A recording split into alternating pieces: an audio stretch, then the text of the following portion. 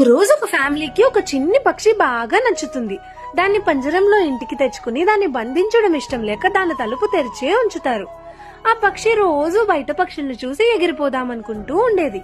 ఈ ఫ్యామిలీ ఆ పక్షికి చాలా మంచి మర్యాదలు చేస్తూ దాన్ని జాగ్రత్తగా చూసుకుంటూ దానికి అన్నం పెడుతూ నిద్రపుచ్చుతూ ఉండేవారు. ఈ పక్షి కొన్నాళ్లకి ఆ మర్యాదలకి బాగా అలవాటైపోయి బద్దకించేది. బయట చూసిన పక్షులను చూసిన ప్రతిసారి దీనికి బాధ కలిగి ఎగరాలనుకున్నా రేపెళ్దాంలే అని బద్దకిస్తూ ఉండేది. ఇక కొన్నాళ్లకి ఒక కాకి వచ్చి ఆ పక్షిని లాడుగుతుంది. ఏ పక్షి, ఎన్నాళ్ళు ఇలాగే పంజరంలోనే ఉండిపోతావు? బయటున్న పక్షుల్ని చూడు, ఎంత హాయిగా ఎగురుతున్నాయో. వాటికి నచ్చినవి తింటున్నాయి, నచ్చినట్టుంటున్నాయి, నచ్చిన చోటుకి వెళ్తున్నాయి. మరి నువ్వెందుకు ఇలాగే పంజరంలో ఉండిపోతున్నావు అని అడుగుతాడు. అప్పుడే ఆ పక్షి రియలైజ్ అయ్యి ఎగురుదామనుకుంటుంది.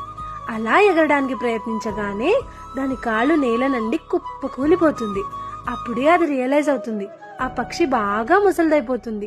అప్పుడు అది ఇలా అనుకుంటుంది, అయ్యో, నా రెక్కలలో బలం ఉన్నప్పుడు నా బుర్రలో బద్ధకం నిండిపోయింది. ఇప్పుడు నేను నిజంగా ఎగరాలనుకుంటున్నప్పుడు నా రెక్కల్లో బలమే లేదు అని బాధపడుతుంది. లైఫ్ లో కూడా ఇంతే. ఈ జాబ్ బానే ఉంది, మంచి డబ్బులే వస్తున్నాయి, ఓకే, నాకు ఇంట్లోనే హాయిగా ఉంటుంది, నాకు బయటకు వెళ్ళాలని లేదు అనుకుంటూనే బయటకు వెళ్లే వాళ్ళని చూసి కుళ్ళిపోతూ ఉంటాం. అమ్మో, వాళ్ళు ట్రెక్కింగ్ చేస్తున్నారు, వాళ్ళు అక్కడికి వెళ్తున్నారు, వాళ్ళు ఇక్కడికి వెళ్తున్నారు, వాళ్ళు అంత ఎదిగిపోతున్నారు, అంత సంపాదిస్తున్నారు, బిజినెస్ లో పెట్టేసుకుంటున్నారు అని. వాళ్ళలా అన్ని చేస్తున్నారంటే వాళ్ళు ఎన్ని కంఫర్ట్స్ వదిలేసి ఉంటారు. కంఫర్ట్ జోన్ నుంచి బయటకు వస్తేనే కదా ఎదుగుతావో లేదో తెలిసేది. నీకు చెయ్యాలనిపించిన ప్రతిదీ కొంచెం భయమైనా, నీకు అది నచ్చకపోయినా చేసే. అది చేసిన తర్వాత వచ్చే రిజల్ట్ కి నువ్వు చాలా ఆనందపడిపోతావు.